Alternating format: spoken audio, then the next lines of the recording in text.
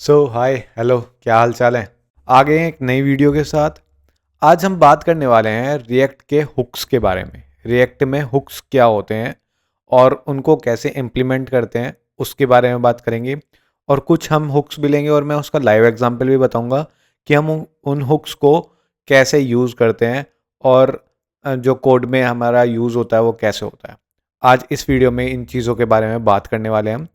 साथ ही साथ हम आगे की चीज़ों के लिए भी बात करेंगे कि रिएक्ट में और आगे हम क्या सीखने वाले हैं, पर वो मैं बताऊंगा वीडियो के एंड में। तो वीडियो को पूरा एंड तक ज़रूर देखना। तो चलिए दोस्तों, स्टार्ट कर लेते हैं और चलते हैं अपनी कोडिंग स्क्रीन पे और मैं बताता हूँ कि कौन कौन से हुक्स के बारे में बात करने वाला हूँ मैं। जो पहला हुक है हमारा, वो है हमारा यूज स्टेट का। यूज स्टेट क्या कर रहा है यहाँ पे, जैसे मैंने एक फंक्शन बना दिया है, ठीक है। फंक्शन मैंने क्या बनाया है, काउंटर नाम से एक फंक्शन बना हुआ है, ठीक है। और इसमें मैंने कांस्टेंट बना दिया है।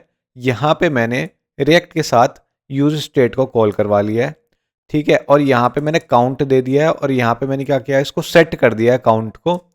और यहाँ पे यूज स्टेट के अंदर मैं इनिशियल जो वैल्यू ले रहा हूँ, ये जो इनिशियल वैल्यू है वो मैं ज़ीरो ले रहा हूँ, ठीक है। ज़ीरो से स्टार्ट होगा, जैसे कि आपको यहाँ दिखाई भी पड़ रहा होगा, ये ज़ीरो आ रखा है, ठीक है। और फिर उसके बाद जैसे हम फंक्शन के अंदर रिटर्न करवाते हैं, अगर मेरी लास्ट वीडियो आपने नहीं देखी है रिएक्ट की तो ज़रूर जाके देखना कि हम स्ट्रक्चर बनाते कैसे हैं रिएक्ट के अंदर, और फंक्शन के अंदर कैसे बनता है और क्लासेस के अंदर कैसे बनता है।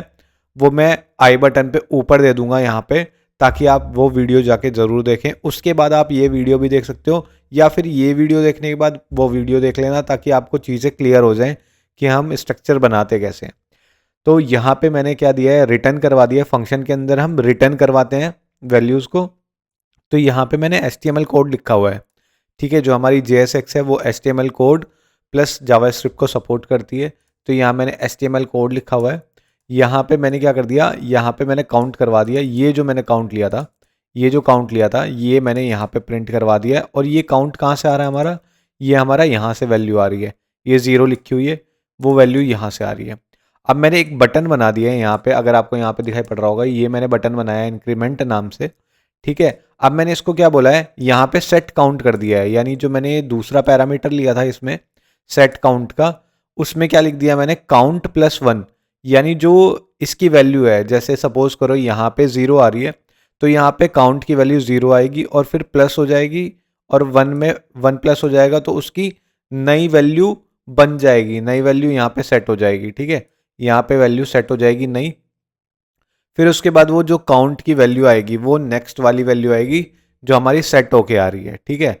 जैसे हम बटन को क्लिक करेंगे, ठीक है, यहाँ पे ऑन क्लिक मैंने मेथड लगा दिया है, ठीक है। मेथड मतलब मैंने एक फंक्शन लगा दिया, उस फंक्शन को मैं कॉल करवा रहा हूँ और उसमें ये चीज़ें मैंने दे दी है। जैसे ही मैं यहाँ पे क्लिक करवाऊँगा, जैसे ही मैंने यहाँ क्लिक करवाया, देखो यहाँ वैल्यू बढ़ गई है, ठीक है, यहाँ वन हो गई है। अब ये जो वन है वो यहाँ पे आके सेट हो गई है, यहाँ पे वैल्यू सेट हो गई है वन।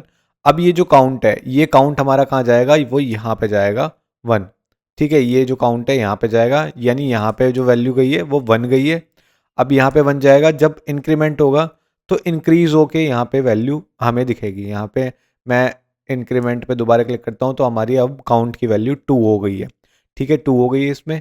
अगर मैं यहाँ पे माइनस देता तो ये माइनस होने लग जाती, ठीक है। यहाँ पे मैंने माइनस दे दिया। अब मैं इसको इंक्रीमेंट करूँगा पर वो डिक्रीज होगी, ठीक है। यहाँ पे क्लिक किया, यहाँ माइनस हो गई, ठीक है। तो यानी जो हमारी काउंट की वैल्यू थी वो टू थी, तो यहाँ पे जब टू आया और टू माइनस वन हुआ तो वो क्या कन्वर्ट हो गया, वन हो गया। जैसे ही हम क्लिक करेंगे वैसे ही वो यहाँ पे वन शो कर देगा। यानी यूज स्टेट का काम क्या होगा, वो तभी के तभी उसको डोम को रेंडर कर देता है, मतलब री रेंडर हमें करना नहीं पड़ता पेज को, वो ऑटोमेटिकली बैक एंड में उसकी वैल्यू को अपडेट करता रहता है जैसे ही हम बटन को क्लिक करते रहते हैं। तो हमारा पेज दोबारा री रेंडर नहीं होता, मतलब दोबारा रीलोड नहीं होता। इस वजह से इसकी हेल्प हो जाती है यूज स्टेट में, ठीक है। यूज स्टेट हम काउंट के लिए यूज़ कर सकते हैं, या हमें डाटा फैच करना है, या कुछ हमें काउंटिंग दिखानी होती है, तब हम यूज स्टेट का यूज़ कर सकते हैं। जैसे कि सपोज करो हमें दो वैल्यू दे रखी है, ए ले रखी है और बी ले रखी है, उसमें प्लस करके दिखानी है वैल्यू को, और हम बटन पे क्लिक करते हैं और वहाँ लिखा हुआ है कैलकुलेट। जैसे हम कैलकुलेट करेंगे तो वन वन, अगर हमने वन वन दे रखा है दोनों बॉक्सेस में, इनपुट बॉक्सेस में, तो इंस्टेंट वो कैलकुलेट होके आ जाएगी, वो टू वैल्यू कैलकुलेट होके आ जाएगी।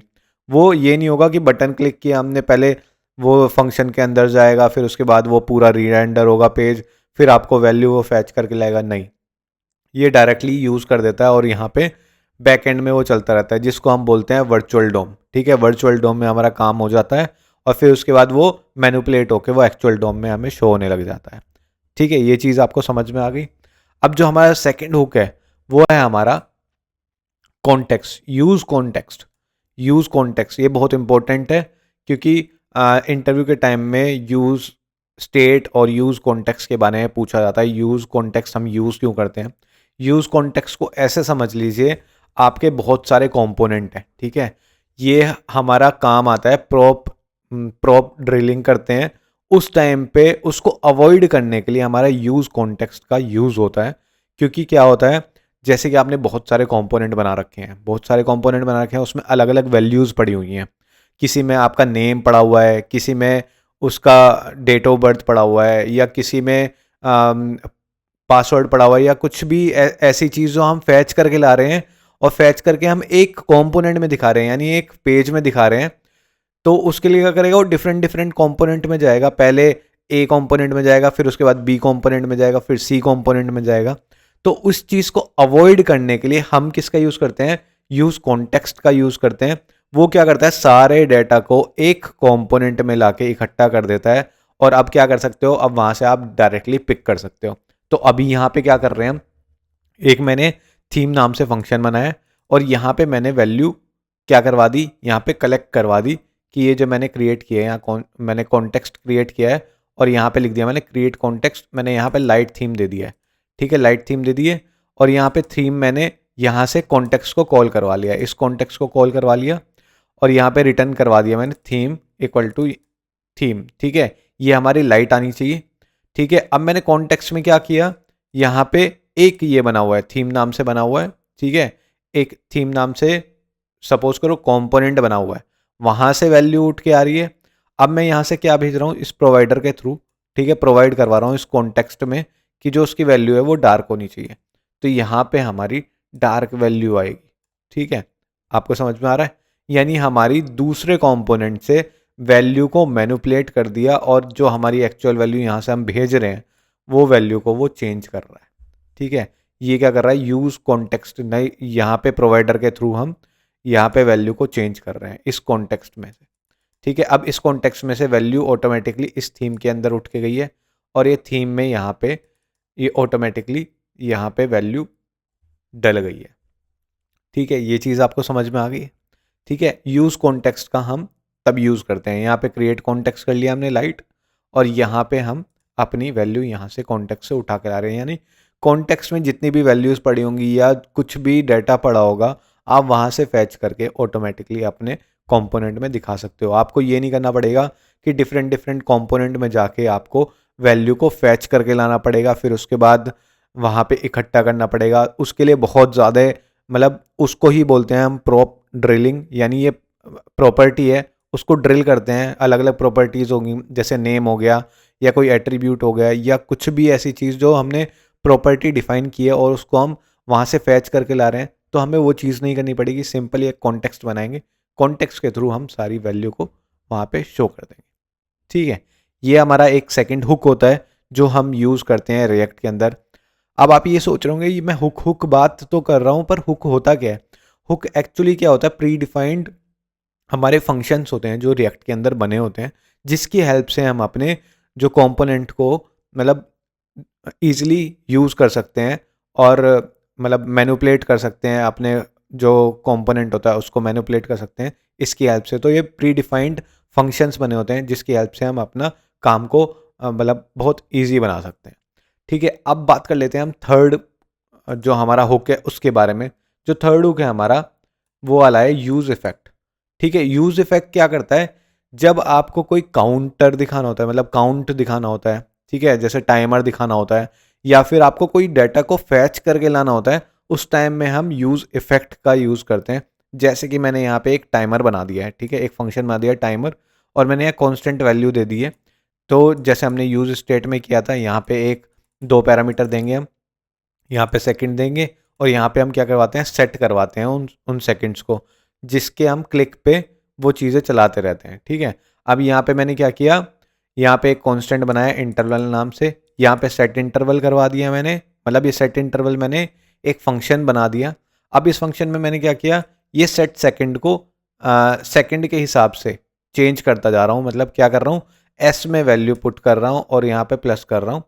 अब ये क्या कर रहा हूँ मैं, यहाँ पे हर एक इंटरवल पे, मतलब हर एक सेकंड पे, यहाँ पे मैंने हर एक सेकंड पे इसको सेट कर दिया है, ठीक है। सेट इंटरवल मैंने लगा दिया, एक फंक्शन सेट इंटरवल होता है कि एक सेकंड के बाद इसकी वैल्यू ऑटोमेटिकली अपडेट होती रहेगी।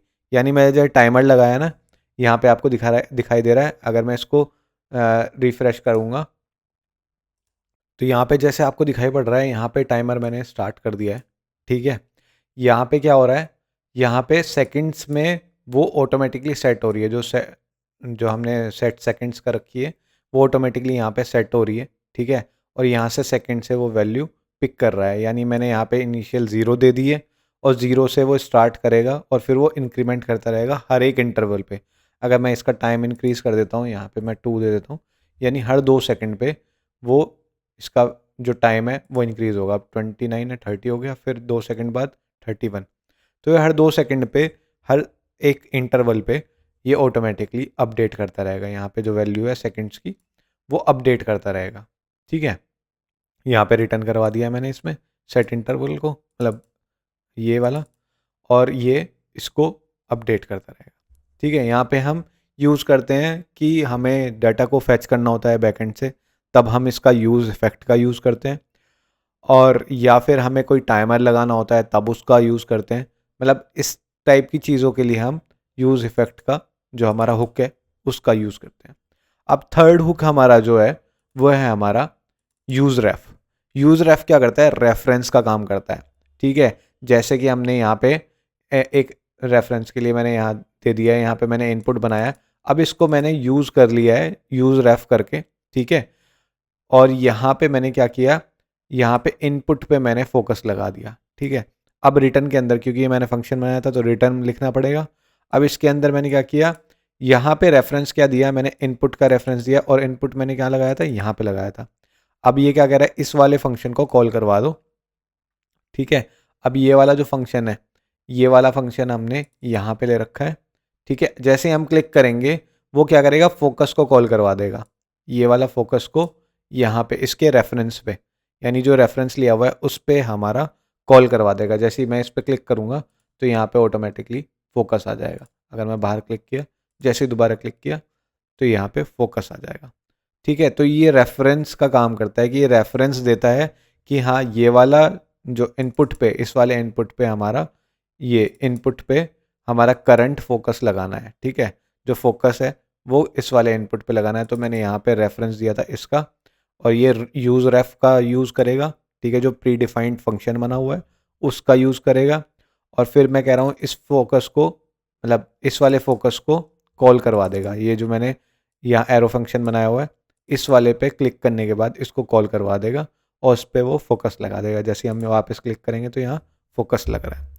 तो ये हमारे 4 टाइप के हुक्स थे जो कि इंटरव्यू में भी पूछे जाते हैं कि इनका यूज़ क्या होता है और यूज़ क्यों करते हैं हम, ठीक है। आपको ये चीज़ें समझ में आ गई हो तो बहुत सही है, एंड नहीं समझ में आई तो नीचे कमेंट करके मुझे एक बार बताना, मैं दोबारा से इसकी थोड़ी मतलब एडवांस लेवल की वीडियो बनाऊंगा ताकि आपको चीज़ें और अच्छे से समझ में आ जाए।